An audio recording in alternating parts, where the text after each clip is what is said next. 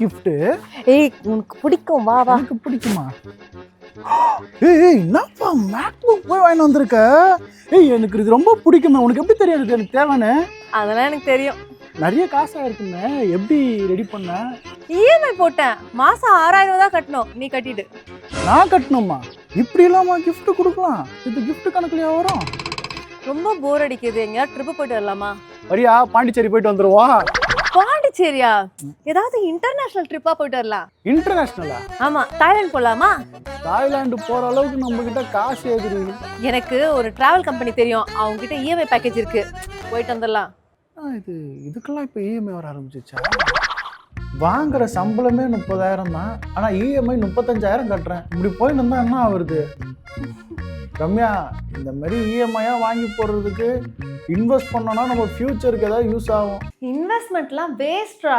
என் friend ஒருத்தர் என்எஃப்ஓல invest பண்ணியிருக்கான், நல்லா ப்ராஃபிட் வருதுன்னு சொல்கிறான். என்எஃப்ஓனா என்ன? என்எஃப்ஓனா நியூ ஃபண்ட் ஆஃபர்.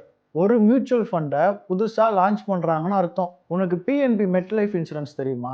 இது இந்தியாவிலேயே one of the leading private life insurance company. இவங்க இப்போ ரீசெண்டாக என்ஹான்ஸ்டு வேல்யூ ஃபண்ட் அப்படின்னு ஒரு புது மியூச்சுவல் ஃபண்டை லான்ச் பண்ணியிருக்காங்க.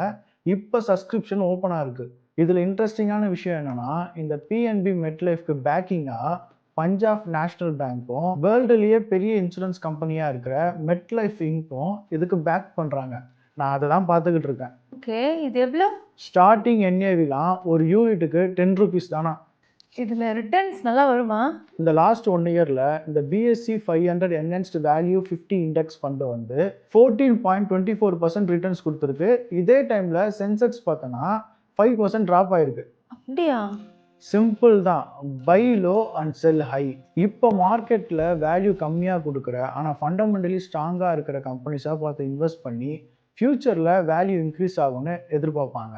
இந்த ஃபண்டு ஃபாலோ பண்ணுற benchmark BSc enhanced value 50 index.